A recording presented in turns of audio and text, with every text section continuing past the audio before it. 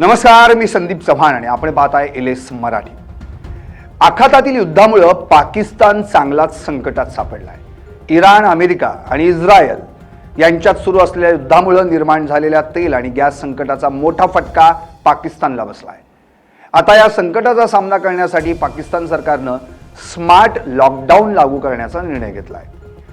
पाकिस्तानात इंधनाची गरज होर्मुझच्या सामुद्रधुनीतून येणाऱ्या तेल जहाजांच्या माध्यमातून भागवली जात होती, पण इराणनं होर्मुझची सामुद्रधुनी बंद केल्यानं या देशाला कच्चं तेल, नैसर्गिक वायूचा पुरवठा होत नाहीये।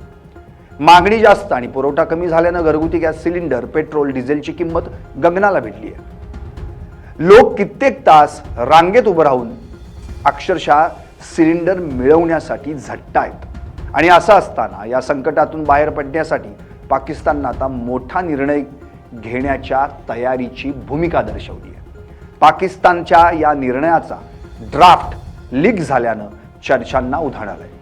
पाकिस्तानात पूर्वीपासूनच महागाई आणि तिजोरी रिकामी अशी परिस्थिती असल्यानं लोक हैराण आहेत। यातच इराण युद्धामुळे तेल गॅस संकट निर्माण झालंय।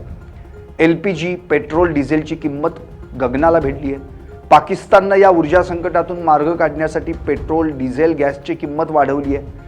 पाकिस्तानात 11.67 किलो गॅस सिलेंडरची किंमत 3,900 ते 5,131 पाकिस्तानी रुपयांपर्यंत वाढली आहे। अगोदर हाच गॅस 3,150 ते 3,950 रुपयांना मिळायचा।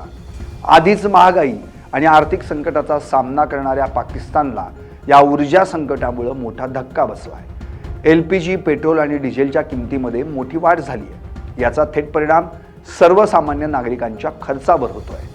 स्मार्ट लॉकडाऊन अंतर्गत पाकिस्तानमध्ये शनिवारी मध्यरात्री 12 पासून रविवारी रात्री 12 वाजेपर्यंत अनेक निर्बंध लागू राहणार आहेत। या काळात सर्व दुकानं बंद ठेवण्यात येणार आहेत। तसेच मोटरवे आणि हायवेवर वाहतूक पूर्णपणे बंद ठेवली जाणार आहे। या निर्णयामुळे ज्या लोकांचे लग्न समारंभाचे कार्यक्रम असतील त्यावरही आता बंदी आणण्यात आली आहे। माहितीनुसार पाकिस्तान लवकरच लॉकडाऊन लावण्याची शक्यता आहे। इराणमधील युद्धामुळे पाकिस्तानातील शहबाज सरकार या संदर्भात निर्णय घेण्याची दाट शक्यता व्यक्त केली जाते।